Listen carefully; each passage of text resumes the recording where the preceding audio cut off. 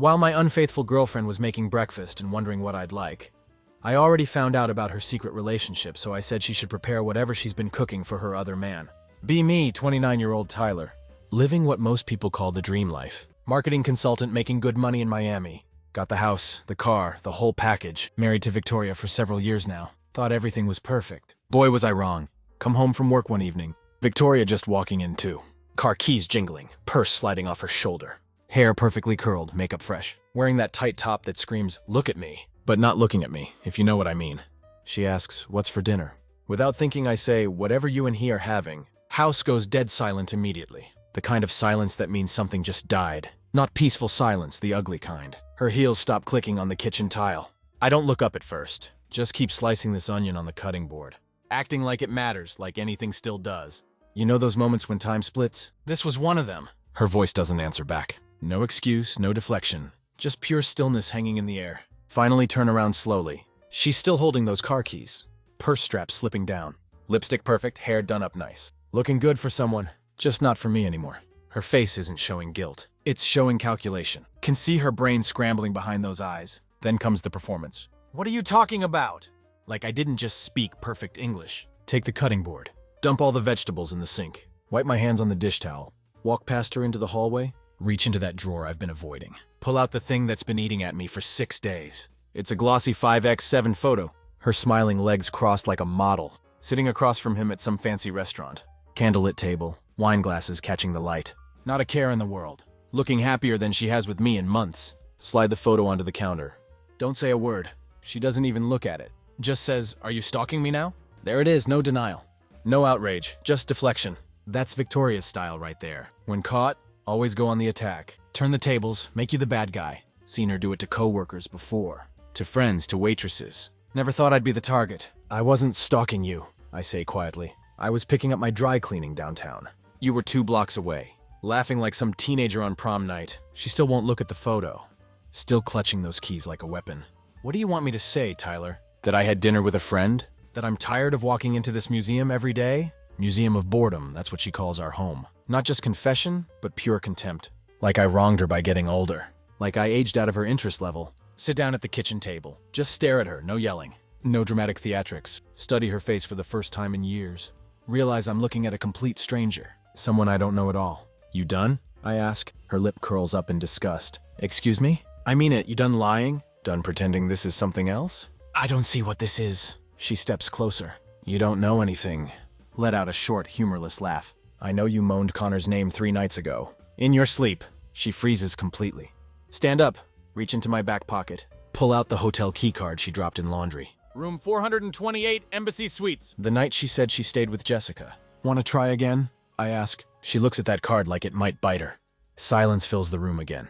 Then she does the most Victoria thing possible. Scoffs, turns on her heel. Walks upstairs like I'm boring her. Like I'm some child having a tantrum. Door slams shut above me. Sit there staring at that keycard. Don't follow her this time. Not playing that game anymore. Don't sleep that night at all. Don't even try to close my eyes. Lay on the living room couch with lights off. Just listening to everything. Can hear her footsteps upstairs. Muffled sound of drawers opening and closing. No apology coming down those stairs. No explanation, not even a knock on the railing. No, hey, I messed up. Let's talk. Absolutely nothing but distance. Stare at the ceiling for hours straight. Not blinking, barely even breathing. My mind isn't racing around everywhere. It's completely flatlining instead. That's the part nobody tells you about betrayal. It doesn't make you explode with rage. It paralyzes you completely. The air gets thicker somehow. Everything slows down to a crawl. Sometime past 2:30 in the morning. Hear the floorboard near the staircase creak. Then complete silence again. Don't move a single muscle. Maybe she's watching to see if I'm asleep. Maybe she considered saying something real. Or maybe she doesn't care at all. Just heading to kitchen for water. Stay perfectly still anyway. Eyes shut, jaw clenched tight. When I finally open them again, it's morning. Sky outside is the color of dirty dishwater. Sit up slowly, back aching like hell. House is completely still and empty. She's gone without a trace. No note left behind. No text message. Her side of the closet is half empty now.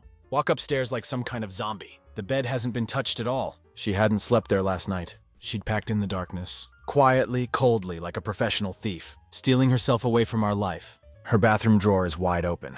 Hair straightener gone. All perfume bottles gone. Lipstick smudge on the mirror. From where she probably checked herself one last time before disappearing into the night. Should have been furious about all this, but I'm not. Not even close. I'm something much worse than angry. I'm completely numb inside. Call her phone, go straight to voicemail. Text her, where did you go? No answer comes back. Then I do something I never thought I'd do. Open her laptop that's still here. It's still logged into everything. Messages, photos, calendar invites spread out. Her affair wasn't some mistake. It was carefully scheduled like a business meeting. Friday lunches, hotel meetups planned out. Dinner reservations synced with her work meetings. There's even a photo of him saved. Connor, I've seen that face before somewhere. He was at her office Christmas party 2 years ago. Remember because I caught him staring at her. Little too long while she gave a toast. At the time I thought, nah, no way. That was my first big mistake. Giving benefit of doubt to someone who didn't deserve it. Click on one thread of their text messages. He'd sent her a selfie in bed, shirtless, grinning like he owned the world. She replied with a heart emoji, then typed, I wish I could fall asleep next to you. Every night instead of that zombie? Zombie? That's what she called me behind my back. Feel something rupture deep in my chest. But I don't cry, don't break down. Just stare at the phone screen. At the date, at the message time stamp. Last Wednesday night. Same night I picked up Chinese takeout. Watched The Office reruns by myself. While she claimed she had late HR training call, she was probably with him instead. Laughing at me, calling me a zombie. Stand there in her now half-empty bathroom. Scent of her perfume still hanging in air. Like some kind of ghost haunting the space. Realize I didn't actually lose her. She'd already been gone long before I caught her. Only thing left was figuring out what the hell I was going to do next. By noon that same day, the fog in my head had hardened into something heavier. Not rage, not grief exactly. Just this sharp-edged clarity instead. Like I was finally seeing the truth, without all the soft filters I'd been using for months. The lies were always there waiting. I just didn't want to believe them at all. Take the rest of the week off work. Tell my boss there's a family emergency happening. He doesn't ask any questions about it. Think I sounded brittle enough that he knew better. Victoria doesn't come back that day. Not the next day either. But her silence says more than she ever did. In all those late-night talks, where she fed me fake promises. No more I love you texts. No more pretending everything's fine. Just the digital echo of a woman who couldn't even bother to end things like an adult. By Friday I get a text message. Not from her, from her sister Jessica. Hey, I heard about what happened. Victoria's staying with me for a while. She just needs some space to think. Stare at that message for a long time. Space, that's what she's calling it. Text back, tell her to send a lawyer. If she needs more space than that, then I block Jessica's number completely. Victoria wants to turn this into some vague story about how we grew apart naturally. She wants it to seem mutual somehow. Like two people drifting instead of one person. Cheating, lying, and abandoning everything. No way I'm letting her rewrite this story. The next morning I start collecting evidence. Printouts, emails, hotel bookings. Under her rewards account, message screenshots, take pictures of everything on her laptop. Save them all to a secure drive. If this goes legal, I want a complete file. Even as I build this digital dossier of her betrayal and lies, something inside me still hopes, stupidly, weakly hopes that she'll call. Not to get back together, that's completely dead. But just to own up to what she did. Admit she screwed up badly. Show something resembling actual remorse. She doesn't do any of that. Instead, on Saturday night around 8 p.m., a knock comes at my front door. Not her, not Jessica. It's Connor himself. Yeah, he had the audacity to show up. At my house, on my front step. Open the door and just stare at him. He looks exactly like he did in the photo. Cocky face, smug eyes everywhere. Wearing some overpriced watch, pretending he belongs on my porch. Hey man, he starts talking. Can we talk for a minute? Don't answer him at all. Don't move, don't blink. Just lean against the door frame. And wait for him to continue.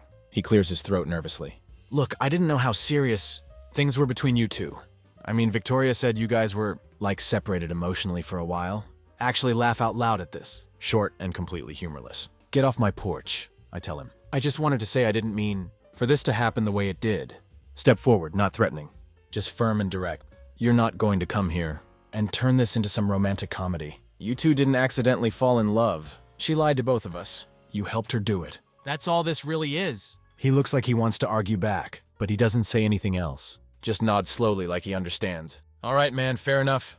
Then he walks back to his car. Black Audi, of course, typical. And drives off into the night. Shut the door and stand there. For a long time listening. To the fridge humming in the kitchen. The silence is thick again. Different this time, though. But it's mine. My silence completely. And that's the first time. It actually felt like peace. Sunday morning comes around. For the first time in a long time. The house doesn't feel like a trap. Feels like a crime scene instead. Stand in the bedroom doorway just staring. Her side of the closet is like a torn page. Empty hangers swinging slightly, like they actually miss her presence. The perfume bottles on dresser are gone. But one bobby pin remains behind. Bent slightly, curled like a question mark. Grab a trash bag from the kitchen. Start with the bathroom first. Toothbrush, hair ties, skincare bottles. all lined up like little soldiers. Every trace of her, I sweep it clean. Don't cry. Don't hesitate at all. This isn't revenge I'm doing. It's cleansing. It's necessary. I've been sleeping next to a stranger. For months, maybe even longer than that. The bed comes next in line. Strip the sheets completely off. Peel off all the pillowcases too. The scent of her shampoo still clings to the fabric like a ghost. Shove everything into the washer. Set it to the hottest setting possible. And let it roar to life. Then I open the drawer where I kept the box. You know the kind I'm talking about. The keepsake box with all the memories. Photos, cards, little folded paper. With her lipstick print from our first anniversary. Sit on the floor with it in my lap. One by one I pull out memories. The picture of us in Key Largo, sunburned and stupidly in love. The postcard she sent me, before we moved in together officially. A crumpled movie ticket stub, from a night that ended with thunderstorm kiss. They weren't just random objects. They were evidence of a life we built together. A life she demolished without any warning. Want to burn it all to ashes? But instead I pack the box shut, tape it closed, write her name on top. Don't want it here in my space. But I'm not going to destroy it either. Let her deal with the weight of what she threw away so easily. Around 2 o'clock in the afternoon, my phone buzzes with blocked number. Let it go straight to voicemail. A minute later, the message comes through. It's her voice, weak and trembling. Hey, I didn't want to text you.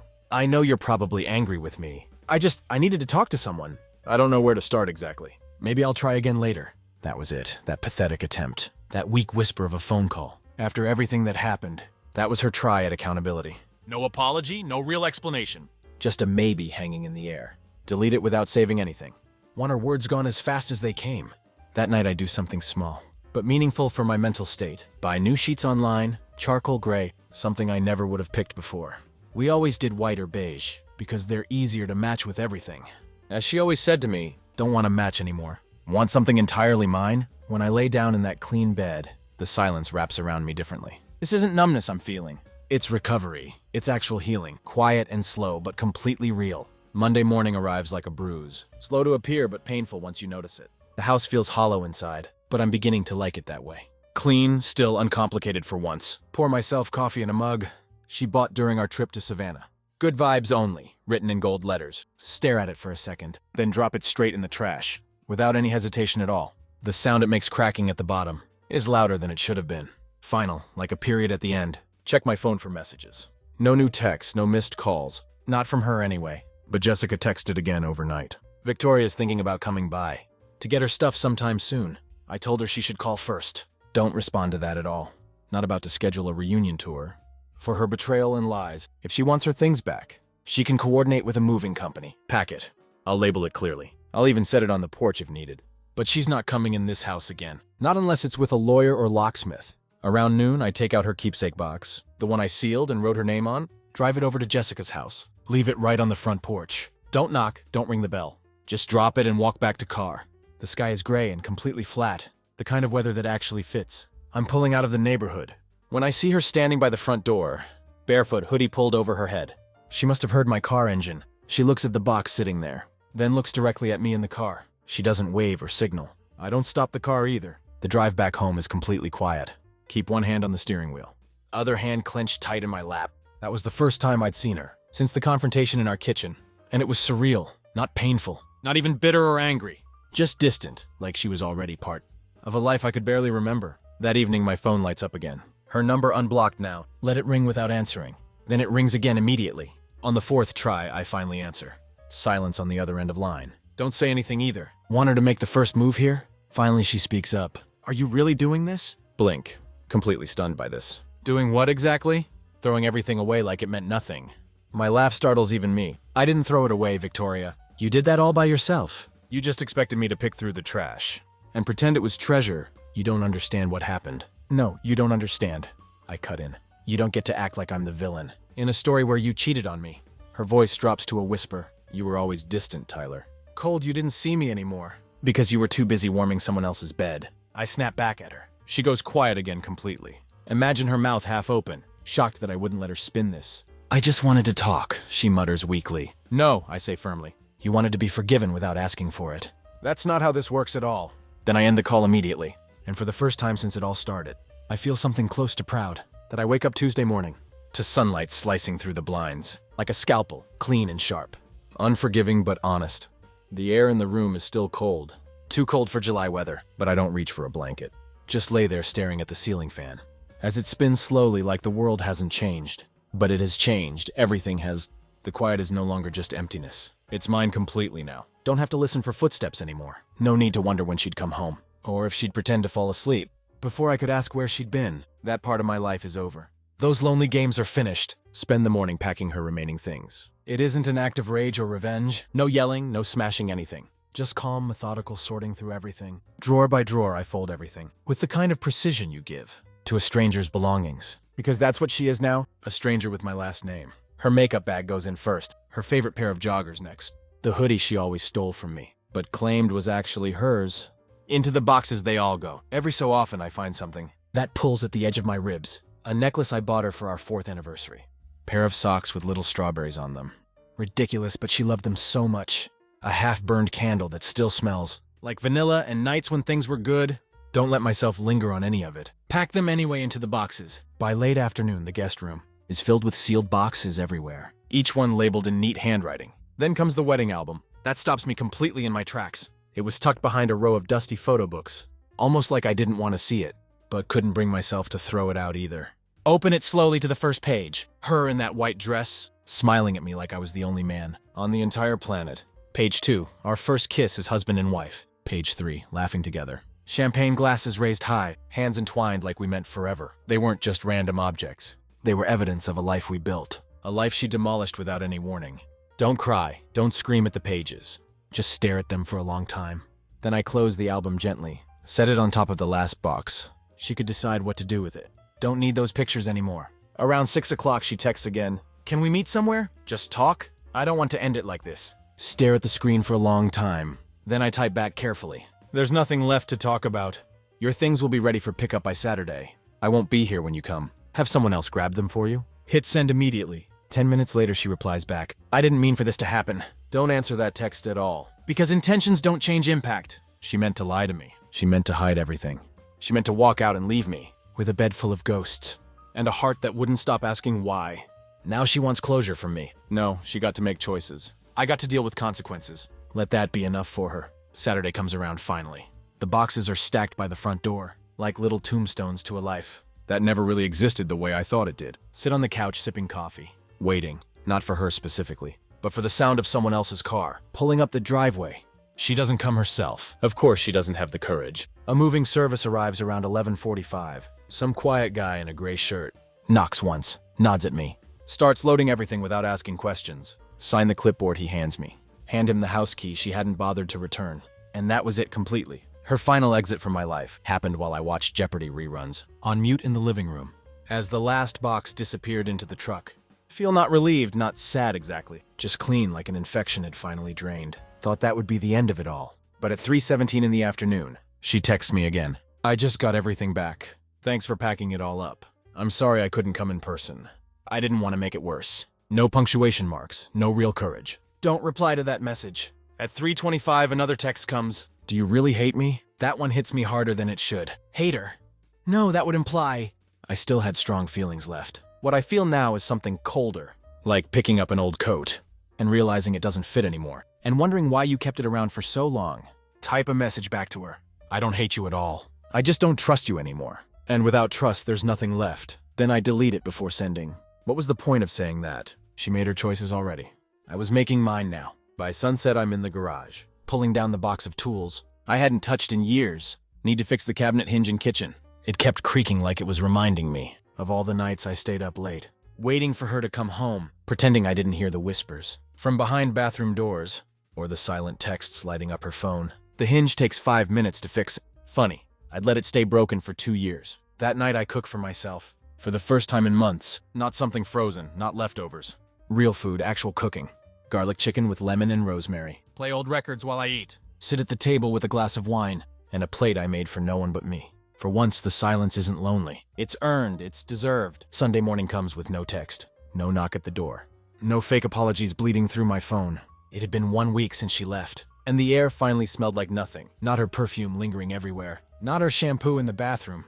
Just oxygen, just clean air. Open the windows wide. Play music loud throughout the house. That song she used to hate, the one she called obnoxious and repetitive. Play it 3 times in a row, just to see if I still cared about her opinion. I don't care at all. Feels good. Feels like freedom. Around noon, I open the closet. stand there looking at it. Half of it is still mine. The other half empty hangers and dust. That emptiness looks back at me. Like a dare, like a challenge. So I fill it, not with clothes. With me, with my actual interests. Books, sketch pads I forgot I had. My old guitar I hadn't touched since college. Hang a little photo on the inside of door. Me and my brother at the lake years ago. No memories she had anything to do with my life before her, my life after her. This house is no longer haunted by ghosts. But then something happens. Something I didn't expect at all. Around 4 o'clock in the afternoon, get a knock at the front door. Not Connor, not Victoria either. Her mother Patricia standing there. 60-something, hair like faded silver. Always wore that rose-scented lotion. That made her seem like she belonged in another decade entirely. Open the door and just stare. "Tyler," she says softly, like she wasn't sure if I'd slam the door. "What are you doing here?" I ask. Arms crossed, defensive posture. She holds a small paper bag in her hands. "I brought you cookies," she says. Blink at her in confusion. "Cookies? Chocolate chip cookies, your favorite. I thought maybe you could use a kind gesture right now." It was so human, so completely absurd, that I step aside and let her in, without even thinking about it. She looks around quietly. Her eyes scan the room carefully. I know she sees the changes everywhere. The missing photos, the unpacked books, the way the air doesn't carry Victoria's presence anymore. "She told me what happened," Patricia says finally, setting the cookies on the counter. "Not all the details, just enough. Don't say anything back to her. I'm not here to defend her," she adds quickly. God knows I've raised her better than that. "But I am here to tell you something important. I saw the way you loved her. I saw how much you tried every day. That hit something deep, something soft." "She's going to regret this," Patricia says, gently touching my arm. "Maybe not today, but one day she will." Nod once, slowly. "She already does," I tell her. She just doesn't know how to say it. Patricia gives me a sad smile. "If you ever want to talk," not about her, just about life in general, "I'm still here for you." Walk her to the door. Watch her disappear down the sidewalk. Then I eat the cookies she brought. They're perfect, warm, a little messy. Just like real life should be. For the first time since it all blew up. Think maybe I'm going to be okay. The following week moves like molasses. Slow but full of actual substance. Start going on walks every morning. Before work starts for the day. Just around the block with coffee in hand. Headphones in, no real destination. Not trying to escape from anything. But to reclaim space that's mine. The neighborhood looks different now. Same houses, same trees everywhere. But I noticed details I hadn't before. The porch swing 2 houses down the street. The lady with the yellow lab who always smiles. The kid who draws galaxies on the sidewalk with chalk. I'd missed all of it completely. Too wrapped up in Victoria's orbit to see anything else around me. By Thursday, my lawyer calls. Calm, efficient, completely clinical. "Uncontested divorce will be the fastest route," she says in her professional voice. "Given what you've told me about everything. We'll file the papers, divide assets cleanly. And that'll be it, finished." Clean that word again. "Do you want to include any of the evidence?" she asks gently, carefully. Pause for a long moment. Think about the hotel receipts. The text messages, the pictures, the audio clip I had saved. Her whispering his name in her sleep, like it was something holy. "No," I say finally. "I just want her gone from my life." Hang up the phone. Then I delete every folder, every screenshot, every poison memory. Stored digitally in my laptop. Keeping receipts doesn't keep you warm at night. That same night I get a call from a friend I hadn't heard from in months. Kevin, old college buddy. Married now, 2 kids, lives in Northern California. "I heard what happened," he says. Straight to the point, no dancing around. "You all right, man?" Don't fake it with him. "I'm not broken, just tired." He laughs understanding. "You'll heal, then you'll thrive. That's the rule, isn't it?" "Yeah, you'll see what I mean." We talk until midnight about everything. Music, hiking plans, dumb old stories. Shared exes and the time I almost burned down a dorm trying to make. Grilled cheese with a clothes iron. When I hang up, I realize something important. I'd spent 2 hours without thinking about her once. Progress, real tangible progress. But life doesn't move in straight lines. And just when you think you've found some peace, the past knocks on your door again. Friday morning, 9:45 in the morning. An email from her pops up. Subject line, "If you'll read this." Stare at it for 10 minutes, before finally opening it. Then I read every single word. "I know you don't owe me anything at all. I know you probably never want to hear from me again. But I've been going to therapy sessions. Not because I want you back, because I finally realized how much I ruined. I lied to myself for so long, that I started to believe the lies were true. I don't expect forgiveness from you. But I need you to know something important. You didn't deserve any of this. You were good. You were steady. I was the storm that destroyed everything. And I'm sorry for all of it. No excuses, no blame shifting. Just regret, pure regret. But it didn't matter anymore. Not even a little bit." Close the laptop, get up from the desk, pour myself a drink, and I don't cry this time. Not a single tear falls. Sunday arrives with a strange calmness. Don't check my phone for replies. Don't look for follow-up messages. No, she won't write again after that. That email had been her curtain call. Too late, too soft, too far removed from the version of herself that once stood in our kitchen asking what's for dinner, while smelling like a man who wasn't me. Instead, I spend the morning repainting the office. The walls used to be that off-white shade she picked because it made the room look bigger. Now they're a deep burgundy color. Rich, grounded, not trendy, not sterile like hospital walls. Feels like something solid, something mine. Open the windows to let the paint dry. Watch the breeze ripple through trees outside. Reminds me of something a therapist said in a podcast I half listened to once. The opposite of betrayal isn't revenge. It's self-recovery, it's rebuilding. That phrase hits differently now. Makes sense in a way it didn't before. Take a break around noon. Walk to the corner bakery down the street. Buy myself a fresh cinnamon roll. Used to bring one back for her too. She always took the first bite. Before I could even open the box. Today I eat it slowly, alone, at a little metal table outside. For the first time in months. It doesn't taste like memory. It just tastes like cinnamon and sugar. Simple, good, uncomplicated. That night I run into someone. At the grocery store of all places. I'm in the frozen aisle grabbing pizza. When I hear a voice behind me. Tyler? Turn around, it's Sophia from work. We talked a few times in the break room. Nothing flirty, nothing serious. Just casual kindness between coworkers. The kind of person who remembers your coffee order, but doesn't pry into your personal life. She smiles at me warmly. Didn't know you lived around here. Just a few blocks over, I tell her. We stand there for a moment. Then she glances at the pizza in my hand. Solid choice for dinner. If you add sriracha sauce to it, it's actually kind of amazing. Actually laugh out loud at that. I'll take that under advisement. Then before I can talk myself out of it, I ask, you want to get coffee sometime? She blinks, then smiles again. Yeah, I'd like that a lot. It wasn't a date. Not really. Just a beginning of something. Something new and undefined. Later that night as I lay in bed. Under those new charcoal gray sheets. Don't think about Victoria at all. Don't replay her voice or messages. Or the scent of betrayal hanging in air. Think about burgundy paint instead. Cinnamon rolls, sriracha on pizza. And something softer, quieter. Starting to form where all the damage once lived. A pulse, a flicker of something. Maybe not hope exactly, but something close to it. Monday comes like a whispered apology. From the universe itself. Gentle skies, slow wind moving through trees. Don't have any plans for the day. And for once that feels like freedom. Instead of absence or emptiness, brew coffee and sit on the porch. Legs up on the railing, barefoot. No phone in hand for once. Just the sound of birds chirping. Distant dogs barking somewhere. And the hum of a neighborhood. Going about its life without me. Needing to perform in it. At some point I realized something I hadn't thought about her all morning. Not even once. Not for a second. Startles me at first, then it doesn't. Because healing doesn't announce itself loudly. It just starts showing up quietly. Slipping in between your ribs. During the moments you used to fill with pain. Sit there for an hour just breathing. Drinking coffee that stays hot. The whole way through. Because no one's distracting me. With a crisis of their own making. Around noon, Sophia texts me. Just a photo of her coffee cup. Sriracha on pizza tonight. Don't let me down with the execution. Laugh out loud at my phone. Reply back, only if you promise. Not to judge how much cheese I add. No weight to it, no pressure. Just two people in orbit. Not crashing into each other. Not pretending to be something we're not. Just existing in the same air. That afternoon I go back inside. Open the last drawer I hadn't touched. Since she left that night. The one with all the letters. Birthday cards. Anniversary notes. Scribbled I love you messages. On sticky notes from years. When we still meant them. Red one. Just one of them. Her handwriting in blue ink. Curving like she always liked. To loop her L's in a special way. I don't know how I got so lucky. I still can't believe you picked me. Fold it back slowly. Stare at it. Then I walk outside to the backyard. Toss it into the fire pit. Watch it curl and vanish into smoke. Not in rage, not in revenge, but in release, in letting go. It was never about luck at all. It was about love, about trust, about effort and commitment. And she abandoned all three of those things. She didn't lose me because I stopped loving her. She lost me because she stopped honoring me. Stopped seeing me as worth the effort. Stopped being worth the fight. She used to claim we were both in As the Smoke Rises and Dances, with the setting sun above. Realize I don't need to tell her any of this. She'll feel it one day. Maybe 10 years from now. Maybe never. But she'll feel the silence where I used to be. And know it was completely her fault. The last Monday of the month arrives with a quiet coolness in the air. One of those days that doesn't try to be anything special, but ends up perfect anyway. No drama, no noise anywhere. Just a deep breath of a day. Stand in front of the mirror.